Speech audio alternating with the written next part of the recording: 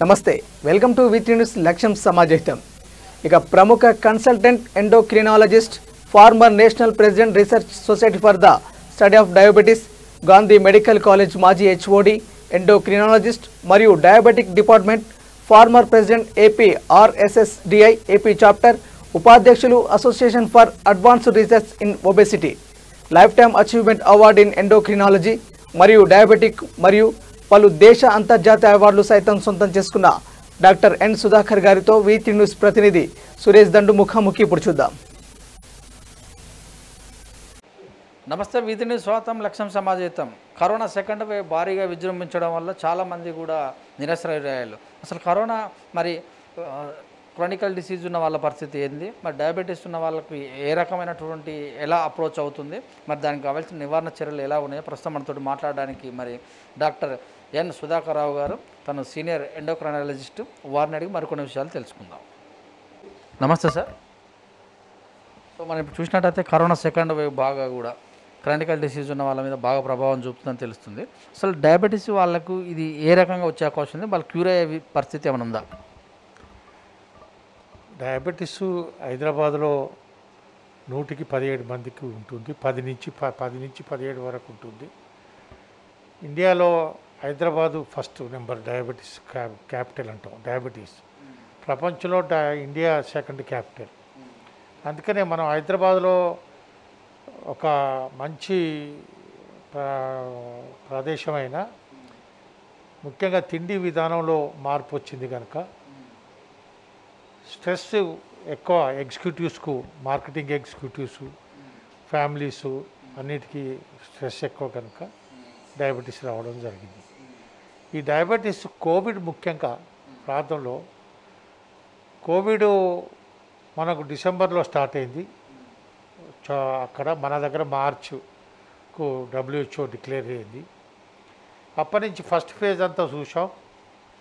First ఫేజ్లో కరెక్ట్గా రాష్ట్ర ప్రభుత్వం కానివ్వండి, కేంద్ర ప్రభుత్వం కానీ చాలా బాగా చేయడం జరిగింది.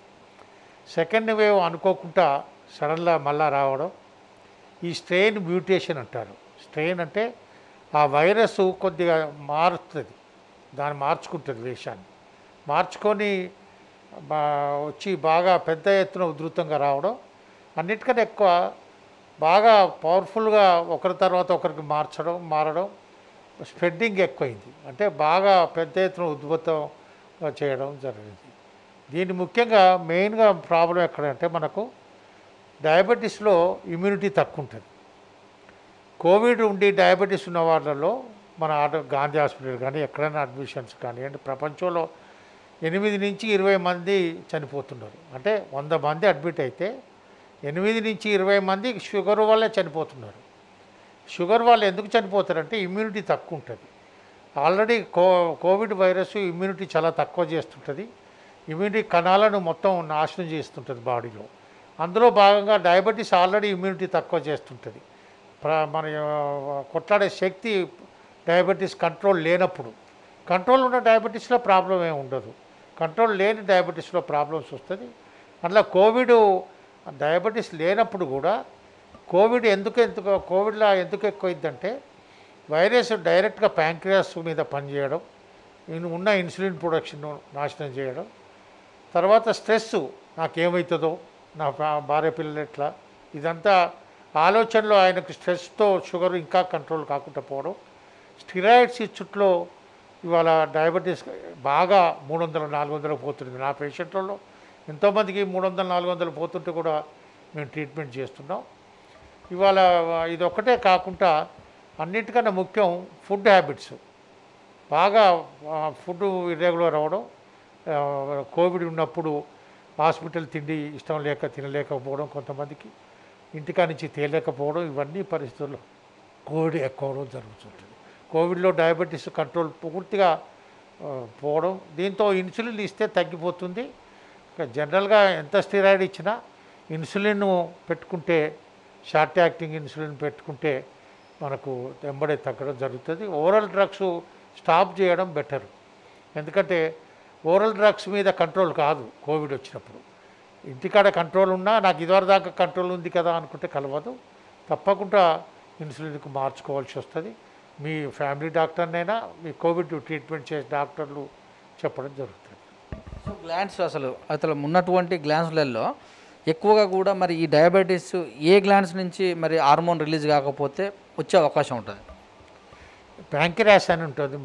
ప్యాంక్రియాస్ గ్లాండే మనకు ఇన్సులిన్ ప్రొడక్షన్. ఇవాళ డయాబెటీస్ టైప్ 1 అంటాం, అంటే వాళ్ళకి అసలు ప్యాంక్రియాస్ నుంచి మొదలే ఇన్సులిన్ ఉండదు. టైప్ 1లో కోవిడ్ వస్తే చాలా కష్టం. యంగ్లో వాళ్ళకు ఎవరికైతే ఇన్సులిన్ లైఫ్ అంతా తీసుకోవాలనో వాళ్ళకి ఇన్సులిన్ ఇమ్మీడియట్గా అడ్మిట్ చేయడం, ఇన్సులిన్ కంట్రోల్ చేయడం అవసరం.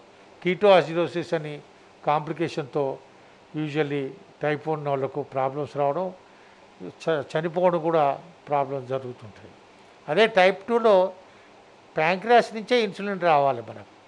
అందుకనే కోవిడ్ ఇప్పుడు కోవిడ్ చనిపోయిన వాళ్ళ దాంట్లో క్లారిటీగా అటాప్సీ తీసుకొని దాంట్లో చూసిన వాళ్ళు డైరెక్ట్ ప్యాంక్రియాస్లో వైరస్ పోయి కూర్చున్నది. అట్లా ఇది ఫారెన్ కంట్రీస్లో చేయడం జరిగింది.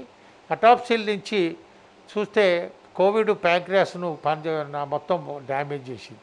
అందుకే ఇన్సులిన్ ప్రొడక్షన్ ఉండదు, ట్యాబ్లెట్స్ పనిచేయి. అందుకే ఇన్సులిన్ ఇవ్వడం చాలా అవసరం. డయాబెటిక్ పేషెంట్ నిరంతరం కూడా మెడిసిన్ దానికి సంబంధించిన టాబ్లెట్స్ వేసుకున్న సందర్భాల్లో కూడా సో మరి తగ్గకపోవడం అనేది మరి ఇమ్యూనిటీ పెంచకపోవడం అనే దానికి ఏమైనా సాక్ష్యాలు ఉన్నాయా? ఇమ్యూనిటీ పెరగదు, ఎట్టి పరిస్థితుల్లో కోవిడ్లో ఇమ్యూనిటీ పెరగదు కాదు. అందుకే లేటెస్ట్ మోనోక్లోనల్ యాంటీబాడీస్ అని ట్రీట్మెంట్ వచ్చింది. అది 60,000 దాకా ఏదో అవుతుంది. కానీ అది ఫస్ట్ 10 రోజులు ఇస్తేనే లోపడిస్తేనే పనిచేస్తుంది. మోనోక్లోనల్ అంటే మనం ఇప్పుడు దాన్ని ఏమంటాం అంటే 2-3 యాంటీబాడీస్ కలుపుకొని ఇవ్వడం జరుగుతుంది. 2-3 కంపెనీస్ వచ్చినాయి ఇప్పుడు. అది ఇస్తే ఫస్ట్ 10 రోజుల్లో మోనోక్లోనల్ యాంటీబాడీస్ ఇస్తే ఖచ్చితంగా ఇమ్యూనిటీ పెరగడం జరుగుతుంది. సో మరి వాళ్ళు ఏ జాగ్రత్తలు తీసుకోవాలి? ఒకవేళ ఇప్పుడు కరోనా వచ్చిన వాళ్ళ పరిస్థితి ఎలా ఉంటుంది? వాళ్ళకి డాక్టర్లు ట్రీట్మెంట్ ఎలా చేస్తారు? కరోనా వచ్చిన వాళ్ళకు ఫస్ట్ వచ్చిన వాళ్ళకు మొదలు ట్రీట్మెంట్ తప్పకుండా స్టీరాయిడ్స్ ఇవ్వాల్సి వస్తుంది. స్టీరాయిడ్స్ ఎక్సెస్ ఇవ్వకుండా డాక్టర్లు వాళ్ళ ఆలోచన ఆల్రెడీ, ఎందుకంటే మనకు ఇప్పుడు బ్లాక్ ఫంగస్ వస్తుంది. అది ఎందుకు వస్తుంది? షుగర్ పేషెంట్లో కంట్రోల్ లేనప్పుడు ఎక్కువ బ్లాక్ ఫంగస్ రావడం, స్టీరాయిడ్స్ ఎక్సెసివ్ వాడినప్పుడు బ్లాక్ ఫంగస్ ఇమీడియట్గా అటాక్ అవ్వడం, తర్వాత ఆక్సిజన్ కూడా మన ఇండస్ట్రియల్ ఆక్సిజన్ వాడిన వాళ్ళకు రావడం, ఇదంతా జరుగుతుంది. కానీ నార్మల్ ఆక్సిజన్కి అయితే రాదు.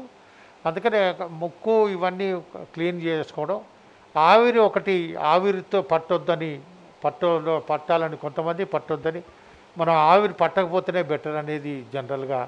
ఎందుకంటే బ్లాక్ ఫంగస్ రాకుండా ఉండాలంటే ఆవిరి పట్టొద్దు. అందుకని మరి మధుమేహం ఉన్న వాళ్ళు కరోనాకు దూరంగా ఉండాలంటే, సో కరోనా సోకకుండా ఉండాలంటే మరి ఇంట్లో తీసుకునే వైద్యం ఏమైనా ఉందా? వైద్యం ఏం లేదు. కరోనా వస్తే ఖచ్చితంగా క్వారంటైన్ ఇమీడియట్గా. 1 బెడ్రూమ్ 2 బెడ్రూమ్ ఉన్నప్పుడు మొత్తం ఒక బెడ్రూమ్లో ఉండడం. ఇంట్లో అందరు మాస్కులు పెట్టుకోవాలి. డబుల్ మాస్క్ ఇప్పుడు మేము పెట్టాము. ఇప్పుడు ఇది డబుల్ మాస్క్ అంటాం. ఒకటి సర్జికల్ మాస్క్, ఒకటి N95. పేషెంట్ ఇంట్లో ఉంటే మాత్రం అందరూ N95 వాడడమే కరెక్టు. సర్జికల్ మాస్క్ కూడా వాడడం కరెక్టు. ఏది లేకపోయినా బట్టలు వాడితే మాత్రం 45% ప్రొటెక్షనే. అది 2 మాస్కులు వాడితే 99%. ఇప్పుడు మాకు 99% ప్రొటెక్షన్ ఉండడం జరుగుతుంది. అందుకని ఇంట్లో అందరూ మాస్క్ పెట్టుకోవడం, ఆయన వాడుతున్న టాయిలెట్ రూమ్ను వాష్రూమ్ను వాడకపోవడం, ఆయన తింటున్న ప్లేట్స్ను ఆయననే కడుక్కోమనడం, ఇదంతా చేయాల్సిన అవసరం. ఆయన ఇంకా జ్వరం దగ్గు ఎక్కువైతే హాస్పిటలైజ్ చేయడమే. డయాబెటీస్ ఉండి కోవిడ్ ఉంటే మాత్రం ఖచ్చితంగా హాస్పిటల్ మొదలే కావాలి. కాకపోతే 5-6 రోజులు చూసి తగ్గకపోతే ఖచ్చితంగా హాస్పిటల్లో పోయి వైద్యం చేసుకోవడమే సుఖం. వ్యాయామాలు ఏ రకమైనటువంటి వ్యాయామాలు చేయాల్సిన అవసరం ఉంది వాళ్ళు? ఇప్పుడు యోగా బెస్ట్ అంటున్నారు. వేరే ఎక్సర్సైజ్ చేయొద్దు. జ్వరం ఉన్నప్పుడు, కోవిడ్ ఉన్నప్పుడు ఎక్సర్సైజ్, వాకింగ్ వద్దంటున్నాం. షుగర్ ఉన్నోళ్ళకి ఇంకా ఎక్కువ, అసలే వాకింగ్ 300 కన్నా ఎక్కువ ఉంటే వాకింగ్ చేయకూడదు. ధ్యానం, ప్రాణాయామం, మెడిటేషన్ అంటారు. యోగా మనం అడ్వైజ్ తీసుకొని యోగా చేయడం చాలా సంతోషకరంగా ఉంటుంది. దాంతో ఇంకోటి ఏమైందంటే స్ట్రెస్ కూడా తగ్గుతుంది మెడిటేషన్తో. డయాబెటీస్ ఉండి డయాబెటీస్ లేకుండా కోవిడ్లా ధ్యానం చేస్తే స్ట్రెస్ కూడా తగ్గడం జరుగుతుంది. సో కరోనా వచ్చిన వాళ్ళకి ఎక్కువ చికెన్ మటన్ తినాలన్నట్టుగా కూడా చాలామంది చెప్తున్నారు కదా. ఈ డయాబెటీస్ పేషెంట్స్ మరి చికెన్ మటన్ తింటే ఎలా ఉంటుంది పరిస్థితి? చికెన్ మటన్ 100 గ్రామ్స్ దాకా తినొచ్చండి, ఏం కాదు. యూజువల్లీ చికెన్ బెటర్ అంటాం. మటన్ అయితే కొలెస్ట్రాల్ ఇవన్నీ ఎక్కువైతాయి. కానీ షార్ట్ పీరియడే కదా, మనకు 20 రోజులు ఒక్కొక్క నెల, ఆ నెల రోజులు ఫుడ్ కంట్రోల్ చేసుకుంటూ ప్రోటీన్ ఎక్కువ చేయడం అవసరం. ఎందుకంటే మనం కోవిడ్ వైరస్ ఏం చేస్తుంటే ప్రోటీన్ బ్రేక్ డౌన్ చేస్తుంటుంది, మొత్తం బాడీ ప్రాబ్లమ్స్ చేస్తున్నాం, మా మజిల్స్ను అన్నింటి ప్రాబ్లమ్స్. అందుకనే ప్రోటీన్ ఫుడ్ ఎక్కువ చేయాల్సిన అవసరం ఉంది. సో మరి ఈ ఆకుకూరల ఫలితాలు ఏమైనా వస్తాయి? ఆకుకూరలు తినడం వల్ల కూడా ఫలితాలు పెంచే అవకాశం ఏమైనా ఉందా? ఇమ్యూనిటీ పెరుగుతానికి మనకు విటమిన్ డి, అన్ని విటమిన్లు వచ్చేదంతా ఆకుకూరలతోనే. ముఖ్యంగా విటమిన్ డి ఒక్కటి మాత్రం సన్తోనే ఎక్స్పోజర్ అంటాం. మనం అప్పటికప్పుడు సన్ ఎక్స్పోజర్ అయితే బయట కూర్చుండబెట్టలేము పేషెంట్. అందుకనే విటమిన్ సి, విటమిన్ డి, ఇవి విటమిన్ ఏ అండ్ బి అన్నీ కలిపి ఉన్న ట్యాబ్లెట్స్ కంపల్సరీ తీసుకోవాలి. దాంతోపాటు జింక్ కూడా చాలా అవసరం ఉంది. ఎన్నో ట్యాబ్లెట్స్ వచ్చినాయి ఈ మల్టిపుల్ విటమిన్స్, అంటే అన్ని విటమిన్స్ కలిసి పవర్ఫుల్గా ఉండేటట్టు. ఖచ్చితంగా ఇది అవసరం లేదు, నాకు వెయిట్ పెరుగుతుంది కొంతమంది తినరు. మల్టీవిటమిన్స్తో వెయిట్ పెరగదండి, ఎప్పుడు పెరగదు. అయితే ఇప్పుడు చూసినట్టయితే ఈ ఒక డయాబెటీస్ వచ్చిన వాళ్ళలో చాలా వరకు కూడా సో కరోనాతో చనిపోతున్నారు అనే దాంట్లో వాస్తవం ఉందేమన్నా? వాస్తవమే, ఇది వాస్తవం. ఎందుకంటే స్టాటిస్టిక్స్ ఇంటర్నేషనల్లీ డైలీ వెబినార్స్ కూడా జరుగుతున్నాయి మాకు. నిన్న వెబినార్లో కూడా డాక్టర్ మోహన్ అని చెన్నై చాలా పెద్ద డయాబెటిక్ స్పెషలిస్టు, ఆయన కూడా అదే చెప్తున్నాడు. ఎందుకంటే ఇంకొక విషయం ఏంటంటే మనకు డయాబెటీస్ డయాగ్నోజ్ కాకముందు షుగర్ పేషెంట్ కాడాయనే కోవిడ్ రాకముందు. కోవిడ్ వచ్చాక బార్డర్ లైన్లో ఉన్న డయాబెటీస్ మొత్తం కోవిడ్ డయాబెటీస్ అయిపోతుంది. ఆ డయాబెటీస్ బయటపడ్డప్పుడు అది సివియర్గా రావడం జరుగుతుంది.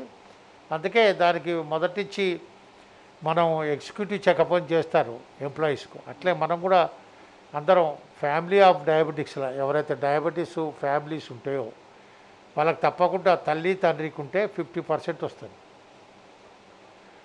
ఒక్కరికి 25%. అంటే ఇద్దరు కొడుకులు ఉంటే ఒక్కరికి తప్పకుండా బిడ్డ ఉన్నా ఒక్కరికి రావడం జరుగుతుంది. అది రావద్దు, పోస్ట్ పోన్ చేయాలి, డయాబెటీస్ ప్రివెన్షన్ చేయాలంటే ఖచ్చితంగా డైటు, ప్రాణాయామం, మెడిటేషన్, ఎక్సర్సైజ్ మాత్రం 30 minutes వాకింగ్ కోవిడ్ లేని వాళ్ళకి చెప్తున్నాను నేను. వాళ్ళకి ఎక్సర్సైజ్ చాలా మన వచ్చే డయాబెటీస్ను పోస్ట్ పోన్ చేయడం జరుగుతుంది. తిండి కూడా మనకు జంక్ ఫుడ్ అంటాం, అంటే బాగా స్వీట్స్ తినడం, మనకు హోటల్స్లో ఎన్నో మంచిగా అనిపిస్తుంటాయి, దానికి మనం వాటికి అలవాటై జంక్ ఫుడ్ తినే బయట తింటోళ్ళకే ఎక్కువ ఈ షుగరు అటాక్ అవుతున్నది. హైదరాబాద్లో అది ఒక ముఖ్య కారణం. సో వ్యాక్సినేషన్ మరి కరోనా వచ్చి డయాబెటీస్ ఉన్న వాళ్ళకు వ్యాక్సినేషన్ ఎప్పుడు వేసుకోవాలా వద్దు? అసలు డయాబెటీస్ కంట్రోల్ ఉండేటట్టు చూసుకొని, బీపీ ముఖ్యమండి. ప్రతి డయాబెటీస్ పేషెంట్లో బీపీ చెకప్ చేసుకోవాలి. 100కి 100 మంది డయాబెటిక్స్లో 50 మందికి బీపీ ఉంటుంది. కరోనాలో కూడా బీపీ కూడా బాగా పెరుగుతుంది, షుగర్తో పాటు కిడ్నీ కూడా ఎఫెక్ట్ అవుతుంటుంది. అందుకనే కరోనా లేని వాళ్ళు ఉన్నవాళ్ళు కూడా బీపీ పెరగకుండా చూసుకొని, BP normal, sugar near normal, అంటే షుగర్ 200 లోపల ఉంటే ఖచ్చితంగా వ్యాక్సినేషన్ తీసుకోవచ్చు. కొద్దిగా ఎక్కువన్నా ఏం కాదు, ఏదైనా జ్వరం వస్తే మన క్రోసిన్ అన్నా లేకుంటే మన పారాసిటమాల్ ట్యాబ్లెట్స్ డోలో 650 అని ఇస్తుంటారు, గవర్నమెంట్ కూడా ఇస్తుంది. వ్యాక్సినేషన్ చాలా important. There is no answer, కోవిడ్కి ఒకటే ఆన్సరు. కోవిడ్ను రూపుమాపాలంటే మన స్మాల్ పాక్స్ మసూచికమని చిన్నప్పుడు మనం విన్నాం, మేమైతే చూడలేదు. ఇప్పుడు ఆ మసూచికానికి టీకాలు ఇచ్చారు మొత్తం ఇండియా.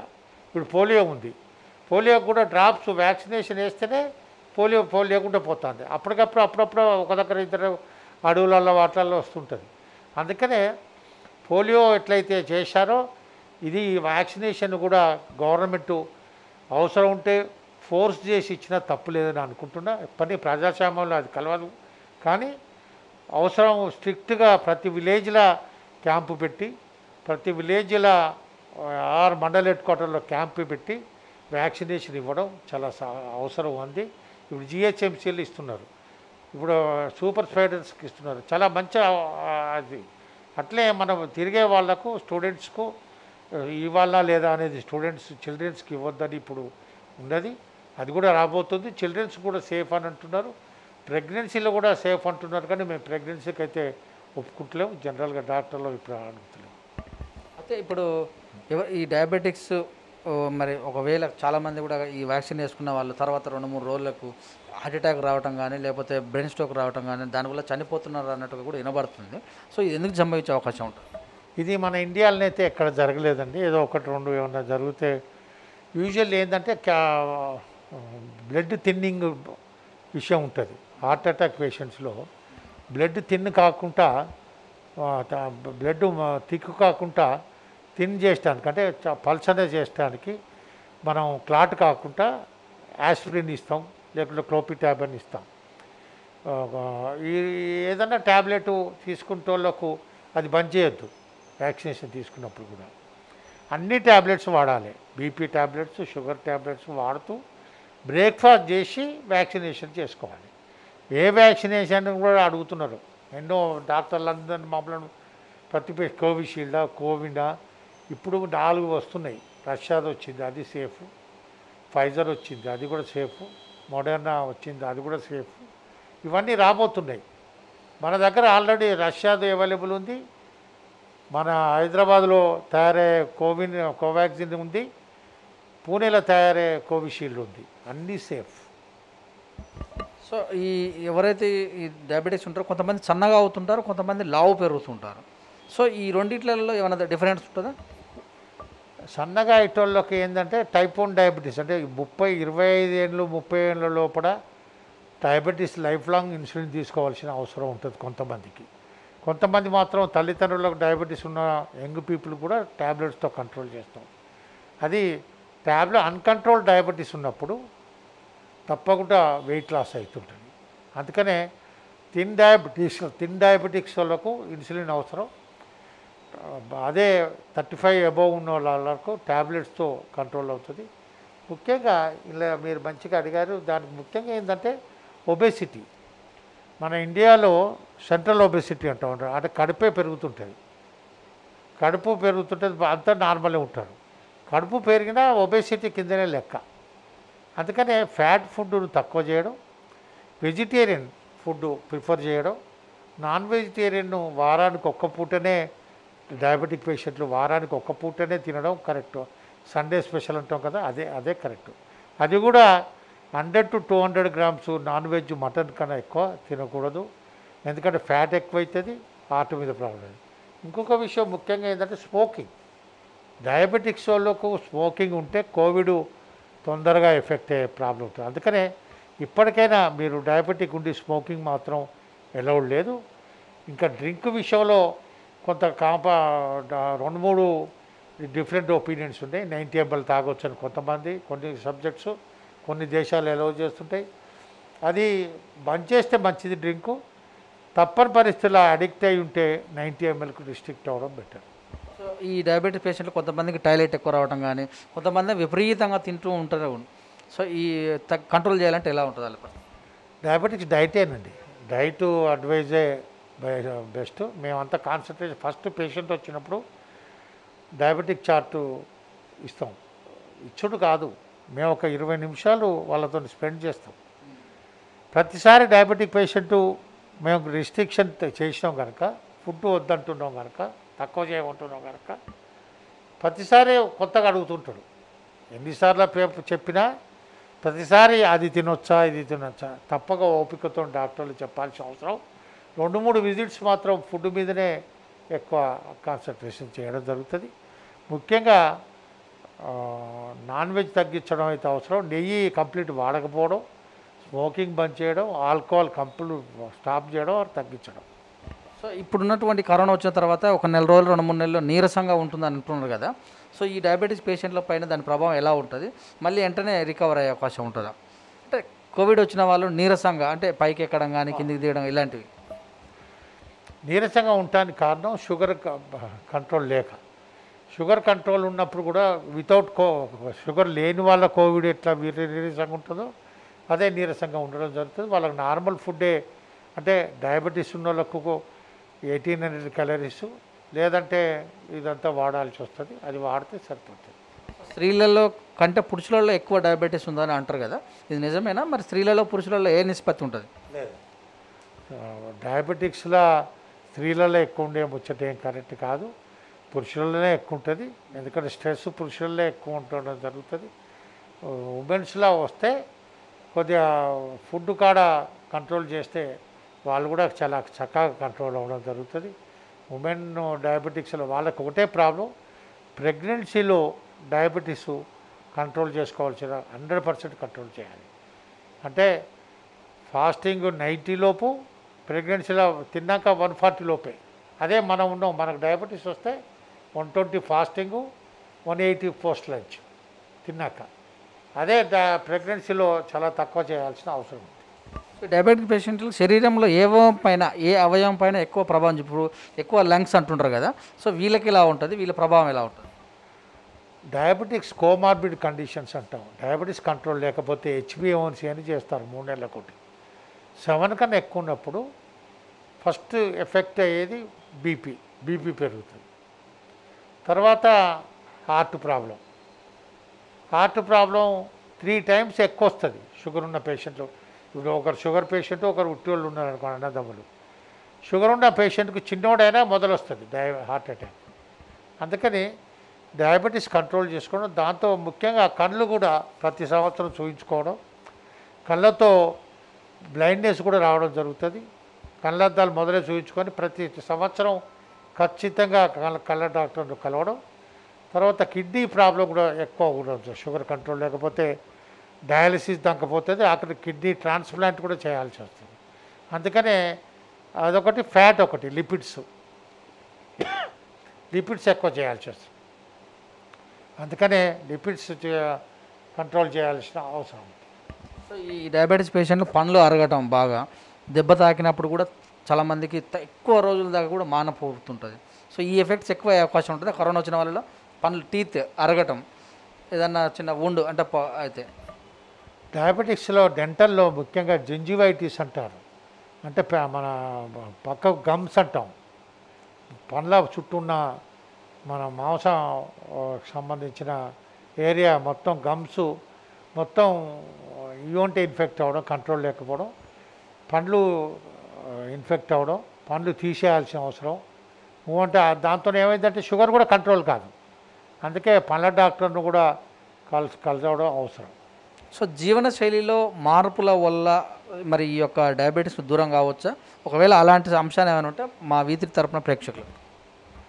ముఖ్యంగా డయాబెటీస్ కంట్రోల్ అవసరం. డయాబెటీస్ రాకుండా ఉండడం చూసుకోవడం బెటర్.